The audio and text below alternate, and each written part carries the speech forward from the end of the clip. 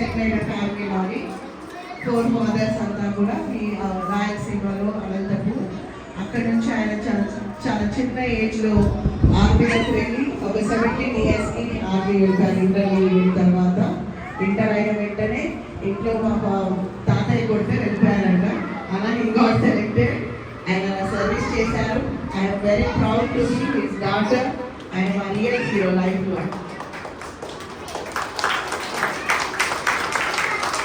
మా నాన్న గురించి ప్రత్యేకంగా చెప్పాల్సిన విషయం అదొక ఇండియన్ ఆర్మీలో సర్వీస్ చేయడం అనే ఒక ఇండియన్గా ఆయన చేసిన సర్వీస్కి గాను ఎన్నో మెడల్స్ కూడా వచ్చాయి. ఒక 11 మెడల్స్ మా నాన్న రిసీవ్ చేసుకున్నారు. తర్వాత ఆయన ఆర్టిస్ట్లో మళ్ళీ వర్క్ చేశారు. చాలా చిన్న వయసులో 48 అయిపోయి 49 ఏళ్ళలో ఆయన హార్ట్ అటాక్ వచ్చి చనిపోయారు. అప్పుడు మేము ఇంటర్ చదువుతున్నాను. అప్పుడు మా నాన్నగారు చనిపోయారు. ఆయన ఎంతో సేవ చేయడమే దేశానికే కాదు కుటుంబంలో కూడా మా ఫాదర్ ఒక రోల్ మోడల్గా ఉండేవాడు. ఆయన నేరను మీ అందరికీ ఏదో గొప్పగా చెప్పాలని చెప్పట్లేదు. నేను మనస్ఫూర్తిగా ఒక కూతురుగా మేము అనుభవించిన ఆ ప్రేమని మీ అందరికీ పంచుకోవడానికి నేను ఎంతో సంతోషిస్తున్నాను ఈ ప్లాట్ఫామ్ త్రూ.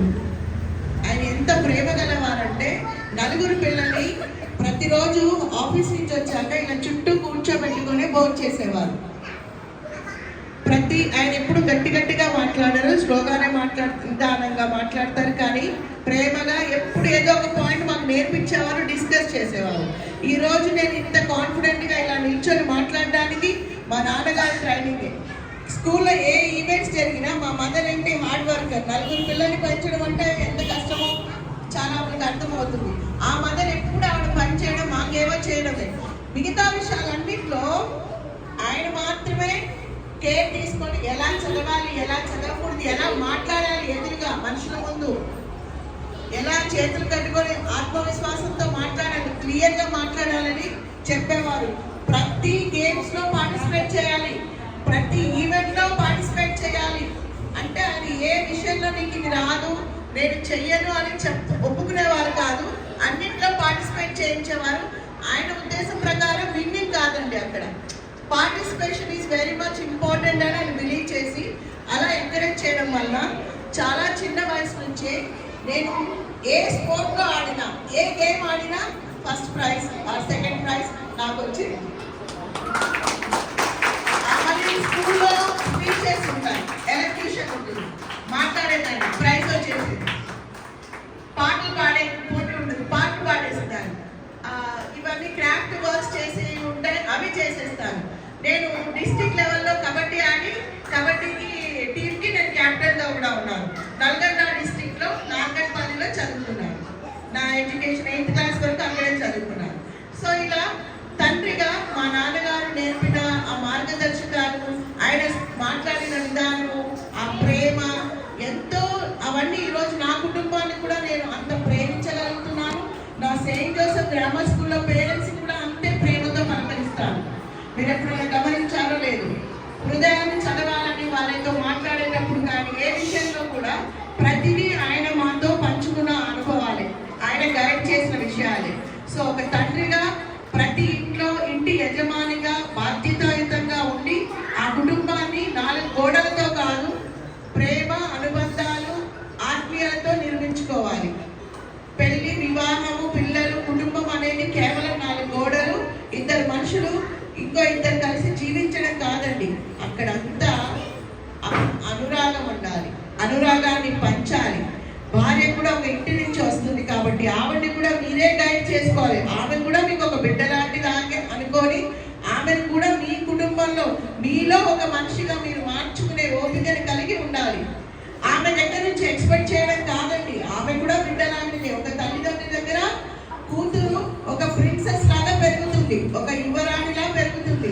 ఆమె మన ఇంటికి వచ్చినప్పుడు ఆ యువరాణిని కూడా రాణిలాగా, మహారాణిలాగా చూసుకునేలాంటి వాతావరణాన్ని కనిపించి మనం ఆశిస్తున్న విధంగా వాళ్ళని మలుచుకోవడము ఒక ఇంటి యజమానిగా ఉండాలి. సో మా నాన్నగారు ఎంతో ఓపికని కలిగి ఉండి మా మదర్కి, మేము 4 పిల్లల వల్ల 2 కలిసి పనులు పంచుకునేవారండి. మా నాన్నగారు లేచిన వెంటనే కొంచెం పిల్లలు కదా పక్కన చనిపేస్తే అవన్నీ వాటర్లో తీసి ఆరేసేవాళ్ళు. ఇల్లు చేసేవారు, నాన్న ఒకసారి ఆయన చేసేవారు, అమ్మ వంట చేసేసింది, లేదా అమ్మ ఆయన వంట చేసేవారు, అమ్మ ఇంకేం పనులు. అంటే చిన్నప్పటి నుండి ఎలాంటి వాతావరణం పెరిగానో చెప్తున్నాను. నాకు ఆ వాతావరణం ఎంత ప్లస్ పాయింట్ అయిందో చూడండి. ఈ రోజు ఆ రోజు మాకు ఈ పనులు చేయమని ప్రత్యేకంగా చెప్పలేదు, కానీ పెద్ద అయ్యాక అంత బాధ్యతాయుతంగా ఉండడాన్ని నేర్పించారు మా అమ్మ కానీ నాన్న కానీ. సో ఇలాంటి వాతావరణాన్ని కల్పించడం ప్రతి కుటుంబంలో జరగాల్సిన విషయమే తప్ప దాని ప్రతి ఇంట్లో కంప్లైంట్సే ఉంటాయి. భార్య గురించి, భార్య భర్త గురించి, కానీ ఇద్దరు కలిసి ఆ సమస్యల్ని పరిష్కరించుకొని ముందుకెళ్ళాలనేది చాలా తగ్గిపోతుంది. సో మన ఇద్దరం కలిసే కదా ఈ బంధంలోకి వచ్చాము. ఇది ఆయన మీద కంప్లైంట్ ఏంటి, ఇది ఆమె మీద కంప్లైంట్ ఏంటి, ఇది ఎలా పరిష్కరించుకుందామంటే మాటలు కావాలి. దానికి ఏం కావాలి? కమ్యూనికేషన్ కావాలి. సో చిన్న రెస్పెక్ట్ కావాలి. మీరు ఎప్పుడైతే మీ భార్యని ఇంట్లో రెస్పెక్ట్ చేస్తారో ఆటోమేటిక్గా మీ కుటుంబంలో అన్ని పర్ఫెక్ట్ గా జరుగుతాయి. మీ పిల్లలు అద్భుతమైన సిటిజన్స్ గా మారుతారు. అప్పుడే మీ ఇంట్లో మీరు ఆశించిన వాతావరణం ఉంటుంది. మనమే మన వైఫ్ ని తక్కువ చేస్తే పిల్లలు కూడా లైట్ తీసుకుంటారు. కానీ పిల్లలు ఎక్కువ సైట్ ఉండాల్సింది ఎవరితో? తల్లి దగ్గర, తల్లి చోటనే ఉంటారు.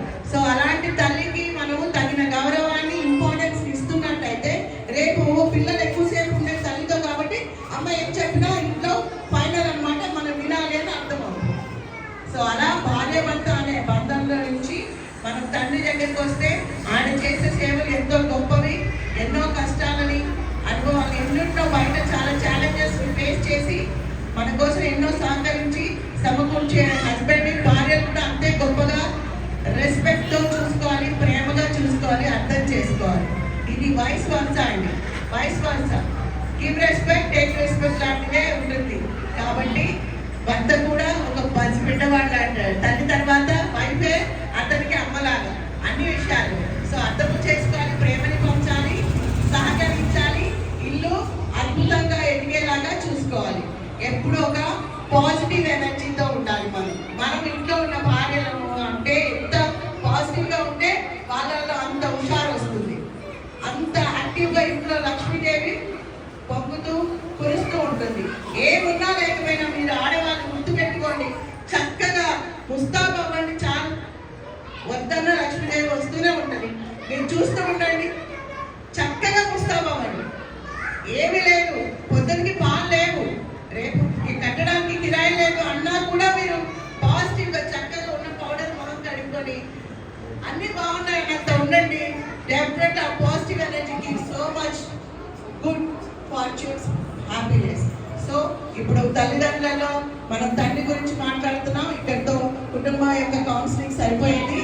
ఫాదర్స్ వచ్చి వాళ్ళ తండ్రి గురించి, మీ తండ్రి మీ జీవితంలో ఎలాంటి